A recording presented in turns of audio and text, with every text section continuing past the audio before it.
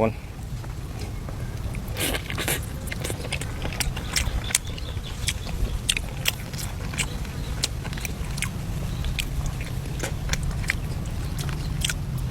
หวานจ่วยมั้ง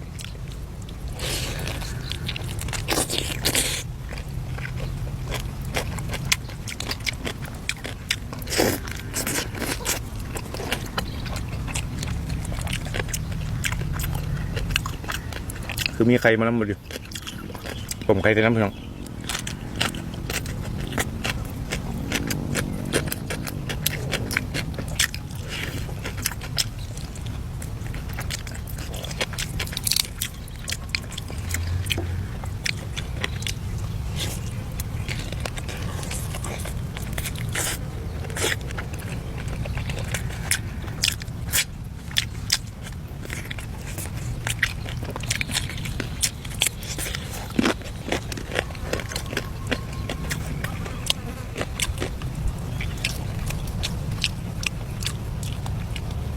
กินบะหมี่บะหรี่อยู่ไหน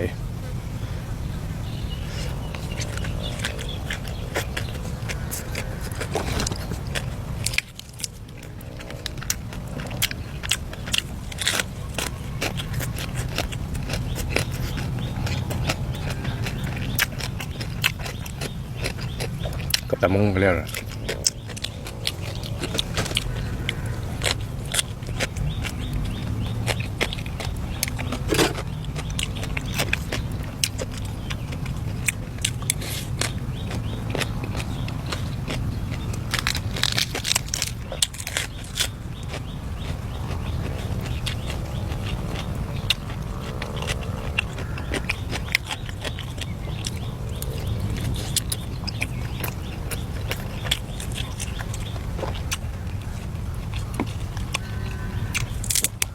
กำลังหวาน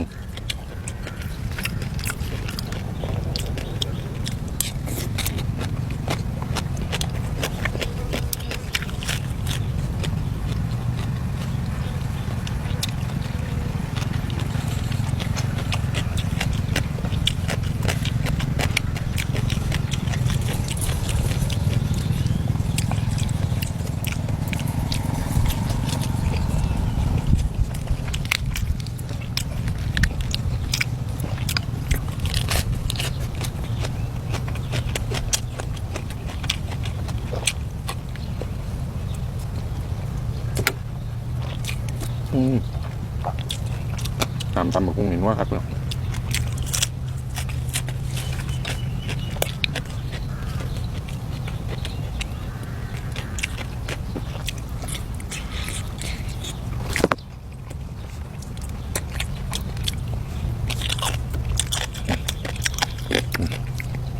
เปลี่ยนตำแหน่งยังไง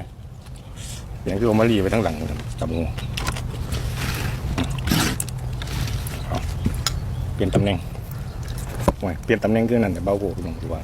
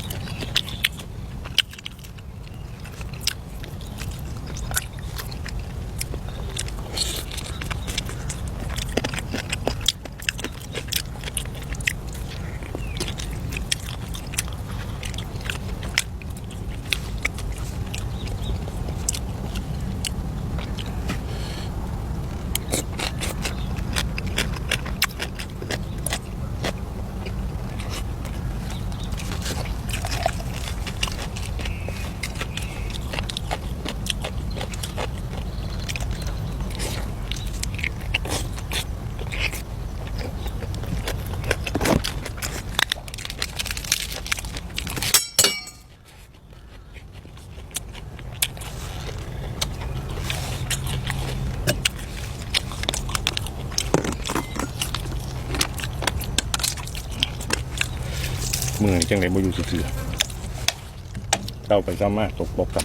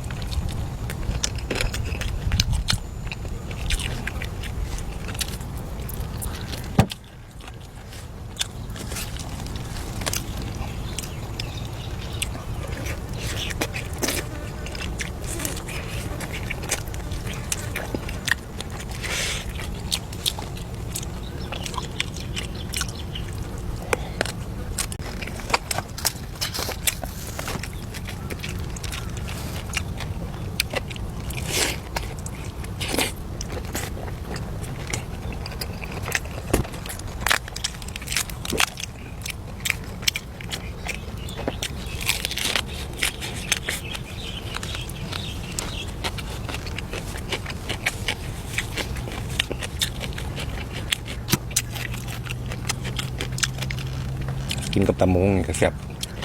เจียวกับครับ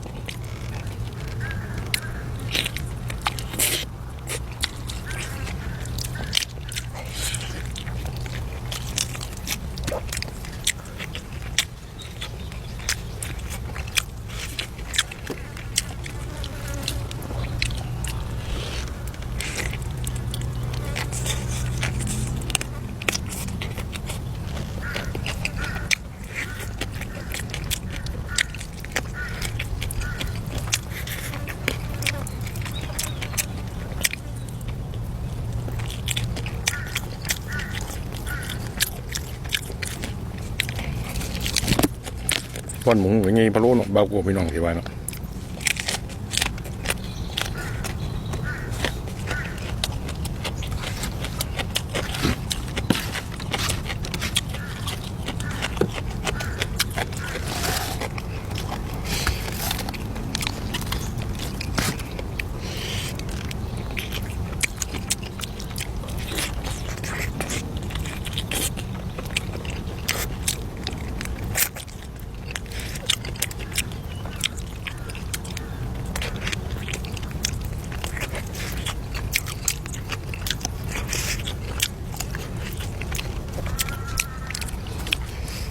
ต้มโดนไปไหนเบากว่าพี่น้องสงสัยอยู่เนาะผมประมาณชั่วโมงกว่าพี่น้องไก่เพราะว่าถ้าไก่ตัวใหญ่ก็ต้มโดนทีเล็กน้อยนะ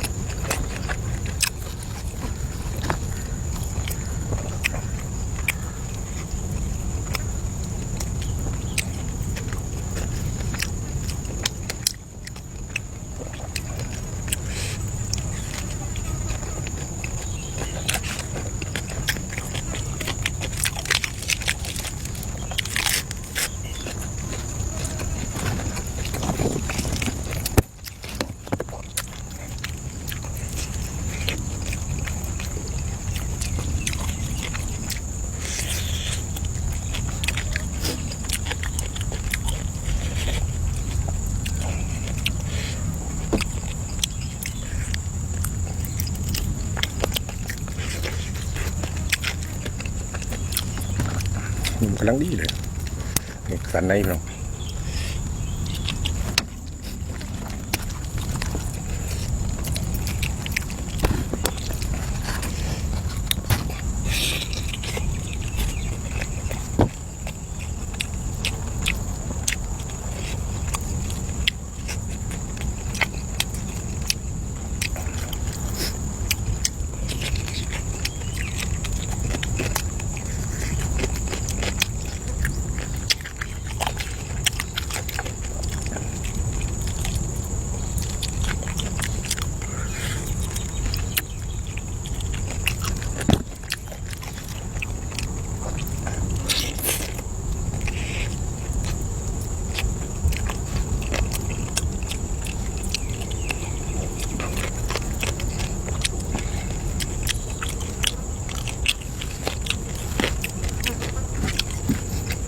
ใครกับตะมงเป็นไง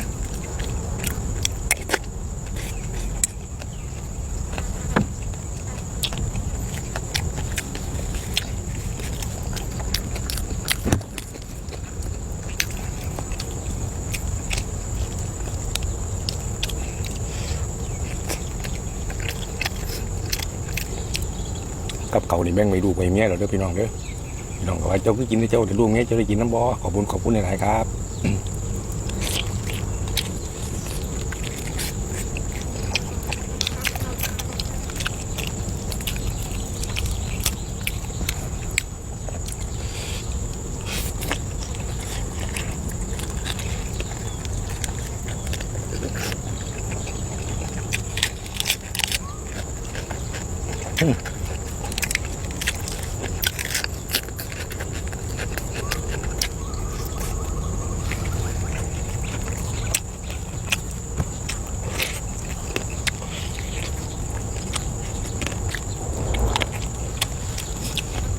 นี่ไก่ต้มน้ำปลาพี่น้องอันนี้ไก่หมุนมาเลยบอกไปแล้วเจ้ากันเลยเนาะมาบอกกับบริหัวเนาะพี่น้อง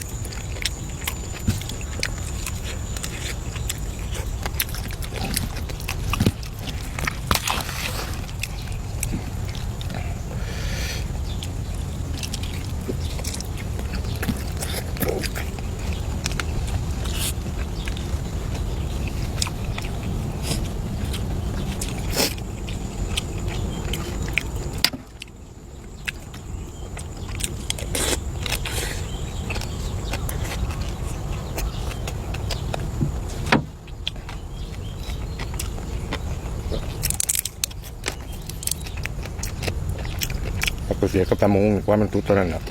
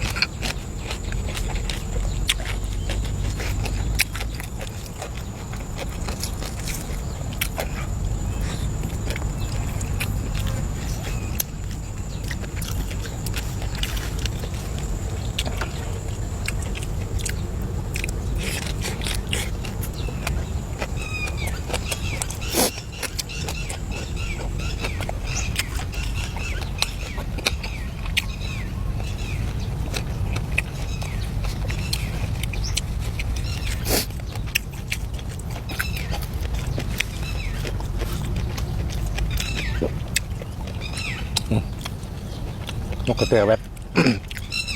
ผู้เฒ่าว่านกกระแตแวดตัวนั่นแหละ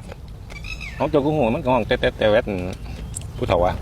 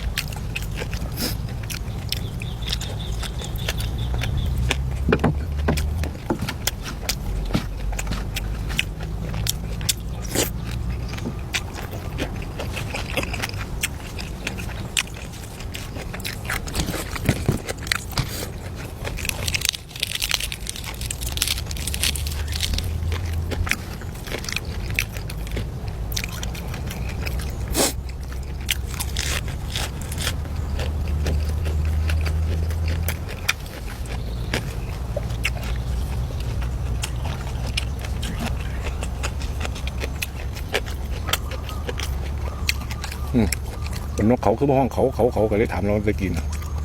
ของเขามันก็ห้องโก้นั่นแหละ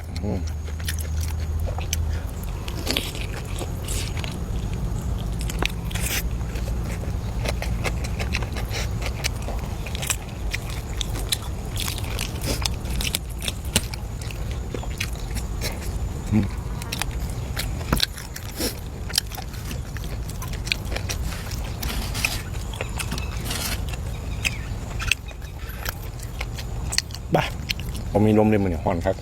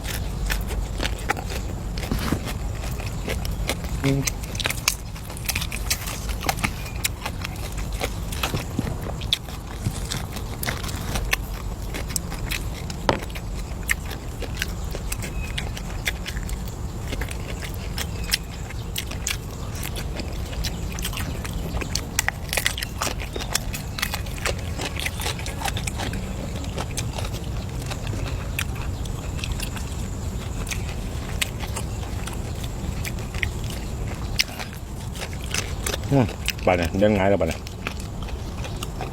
จะดอกไม่ต้อง